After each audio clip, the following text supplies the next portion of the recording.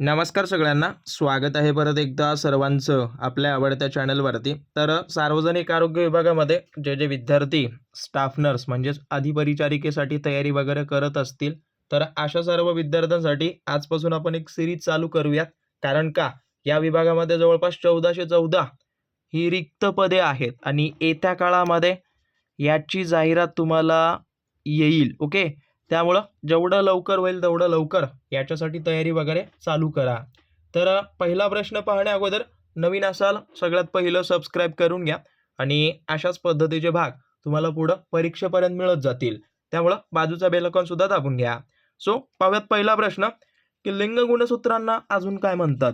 तर लिंग गुणसूत्रांना जवळपास आपण काय म्हणतो की एका भाषेमध्ये आपण त्यांना ॲटोसोम्स वगैरे म्हणत असतो. परंतु बघायला गेलं तर लक्षात ठेवा, ज्या काही गुणसूत्रांच्या जोड्या आहेत 23. ओके, तर या 23 जोड्यांपैकी ज्या काही 22 जोड्या आहेत ना, तर या 22 जोड्यांना आपण काय म्हणतो. ओके, हे ॲटोसोम्स या नावानं ओळखतो. थोडंसं इथं करेक्शन करून घ्या. आणि जे काही 23व्या जोडीतले 2 लिंग गुणसूत्र असतात. ओके, 23व्या जोडीमध्ये एक असतं एक्स. ओके, आणि एक असतं वाय. तर या एक्सला एक विशिष्ट नावानं ओळखलं जातं. त्याला हे ॲलोसोम्स अथवा हेट्रोसोम्स या नावानं ओळखतात आणि वायला सुद्धा ॲज इट इज या दोन्हीपैकी एका नावानं ओळखतात. म्हणजे आपल्याला सरळ सरळ इथं उत्तर काय असेल की त्यांना दोन्ही अ व ब आणि क सुद्धा ॲज इट इज वरीलपैकी सर्व पर्याय हे बरोबर आहेत. ओके, सो लक्षात ठेवा, एवढं तुम्हाला डिटेलमध्ये सांगतोय. सो नोट डाऊन करून घ्या. आणि परत परत सांगतोय, आता आपण एक बॅच वगैरे लॉन्च केलेली आहे, ज्या बॅचमध्ये तुम्हाला परीक्षेला जोपर्यंत तुमची पोस्ट निघत नाही तोपर्यंत ते स्टडी मटेरियल प्रोव्हाइड केलं जाणार आहे. हेच JNM टेक्निकलचे तुम्हाला टॉपिकनुसार जवळपास 10,000 MCQ दिलेले आहेत. ओके, डेमो PDF ऑलरेडी टेलिग्रामला आहे, एक वेळा पाहून घ्या आणि ॲप डाउनलोड करून घ्या. त्या ॲपमध्ये जी आहे ती जवळपास संकल्प नावाची बॅच आहे, ती बॅच जॉईन करून घ्या. त्या बॅचमध्ये तुम्हाला जे काही एक्सपेक्टेड असलेले पेपर्स मिळतील, PYQ सुद्धा त्या ठिकाणी अवेलेबल आहेत. ओके, त्यानंतर टेक्निकलचे मराठी आणि इंग्रजी दोन्ही भाषेत आहेत. ज्यांना जसं जॉईन करायचं आहे जॉईन करू शकता. आणि सरळ सरळ सांगतो, ही तुम्हाला मनपासाठी उपयोगी पडेल. DMER, DHS, त्यानंतर जे काही जाहिराती इथून निघत जातील त्या सर्व पदभरतीला ही बॅच एकच तुमची रिझल्ट देणारी ठरणार आहे. त्यामुळे लवकरात लवकर जॉईन करून घ्या. पाहूयात दुसरा प्रश्न. ॲज इट इज बघायला गेलं तर काय म्हटलंय की पूर्ण वाढ झालेल्या गर्भाच्या नाळेचं वजन वगैरे किती असतं. तर लक्षात ठेवा, बाळाच्या वजनाच्या ओके 1/6 पट एवढं वजन जे आहे ते त्या ठिकाणी नाळेचं असतं. आता सर्वसाधारण वजन काय ठरतात, तर 3 kg हे बाळाचं वजन वगैरे ठरलं जातं. आणि 3 kgचा 6वा भाग म्हटलं तर काय होतं, तर 500 ग्राम. ओके, एवढं लक्षात ठेवा. 6वा जो काही भाग आहे तो त्या नाळेचा वगैरे असतो. ओके, तर नोट डाऊन करून घ्या. आणि जेवढं होईल तेवढं हे सोपे सोपे प्रश्न मी ऑलरेडी लाईव्हमध्ये वगैरे घेत असतो, त्यामुळं लाईव्ह त्या ठिकाणी जॉईन होत जा. परत काय विचारलंय की गाऊट नावाचा हा जो काही आजार आहे तो कोणत्या प्रथिनाच्या विघटनातील बिघाडामुळे होतो. समजा असं कुठलं प्रथिन आहे की ज्याचं व्यवस्थित पचन जर होत नसेल तर त्याच्यामुळे तुम्हाला गाऊट नावाचा हा रोग होतो. तर लक्षात ठेवा, जे तुमच्या शरीरामध्ये प्युरिन नावाचं प्रथिन असतं ना, तर याचं जर अपचन झालं किंवा याचं जे काही पचन व्यवस्थित जर होत नसेल तर त्याच्या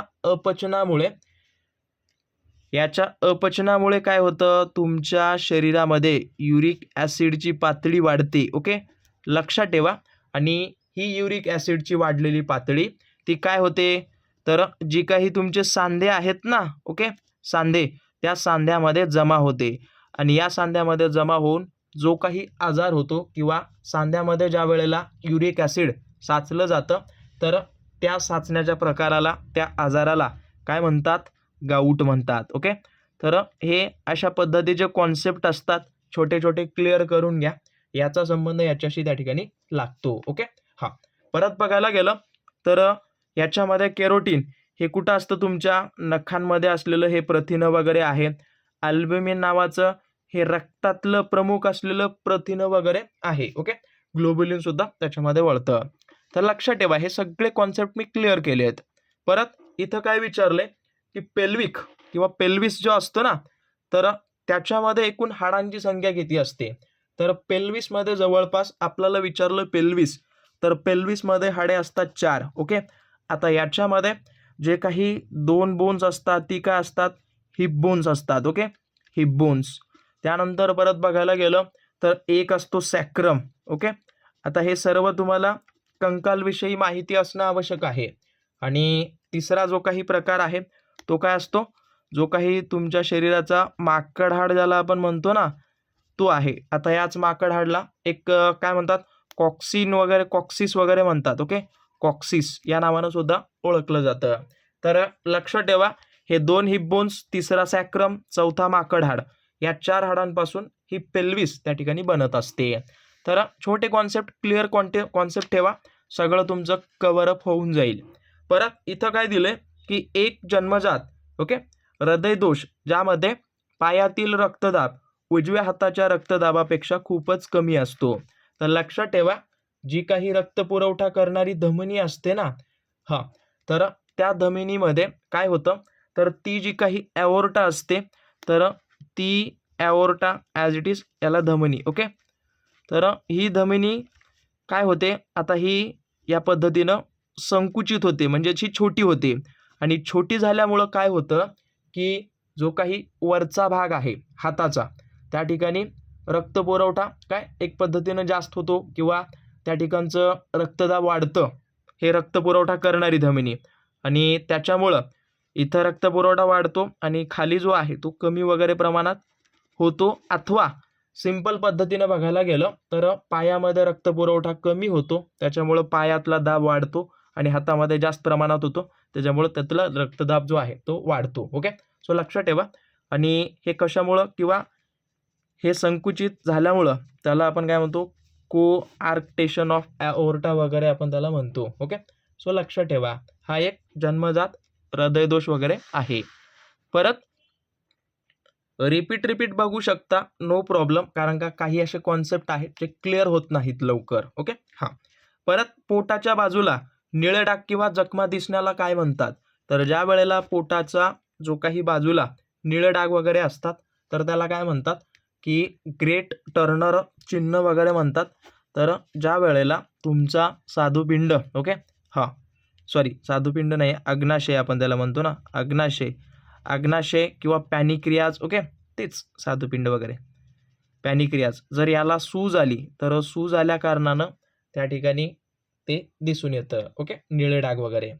बाकी बघायला गेलं तर कुलनचं चिन्ह, तर हे काय होतं, तर जी काही तुमची बेंबी असते ना, तर बेंबीच्या सभोवताली काय होतं, निळे डाग त्या ठिकाणी दिसून येतात. परत हेगरचं चिन्ह बोलायला गेलं तर हेगरच्या चिन्हामध्ये काय होतं, तर जे काही गर्भवती स्त्री असते ना, तर त्या गर्भवती स्त्रीचा ज्या वेळेला गर्भधारणा होते, गर्भधारणा झाल्यानंतर तिचा खालचा भाग, ओके, ॲज इट इज खालचा भाग बहुतेक त्याला आपण काय सर्विक्स म्हणू शकतो, तर तो काय होतो, मऊ होतो. ओके, हा, सर्विक्स किंवा बहुतेक तरी हे इस्थमस वगैरे तर नाहीये, सर्विक्स वगैरे मऊ होतो. ओके, हा, तर लक्षात ठेवा. त्यानंतर कोणती धमनी पायाचा वरचा भाग आणि गुडघ्याच्या सांध्यातील स्नायूंना रक्तपुरवठा करते, तर त्या धमनीचं नाव आहे पॉप्लिटियल आर्टरी वगैरे. तर ही धमनी त्या ठिकाणी रक्तपुरवठा वगैरे करत असते. सो लक्षात ठेवा सगळ्यांनी. आणि परत 8वा प्रश्न काय म्हणतो की मोठ्या रक्तवाहिन्यांमध्ये वायू असण्याला काय म्हणतात. तर ज्या वेळेला मोठ्या रक्तवाहिन्यांमध्ये वायू गॅस वगैरे असतो ना, त्याला म्हणतात Robert sign. Okay, Roberts sign वगैरे त्याला या नावानं ओळखलं जातं.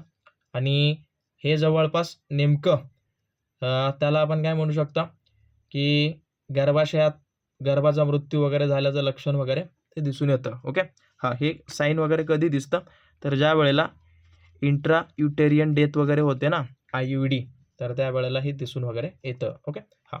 परत याच्यामध्ये बघायला गेलं तर स्प्लॅन्डिंग साईन वगैरे हे काय आहे, तर याच्यामध्ये गर्भाच्या मृत्यूनंतर, ओके, डोक्याच्या हाडाचे एकमेकावर चढणे वगैरे हे त्याला वगैरे म्हणतात. हे कॉन्सेप्ट आहेत लाईव्हमध्ये क्लिअर करतो मी. सो लाईव्ह वगैरे जॉईन करा. ओके. परत हा वाला प्रश्न तुम्हाला प्रत्येक वेळेला कमेंट करायसाठी सांगतोय. हाही सोडेन तुमच्यासाठी. सो कमेंट करून द्या आणि सबस्क्राईब वगैरे केलं नसेल तर कळवा.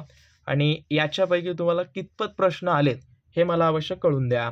बाकी अशाच भागांसोबत अशाच स्टडी मटेरियलसोबत मी या ठिकाणी येत राहीन. त्यामुळे जेवढं लवकर होईल तेवढं लवकर सबस्क्राईब करून घ्या आणि ॲप वगैरे जॉईन करून घ्या. त्या ठिकाणी फ्रीमध्ये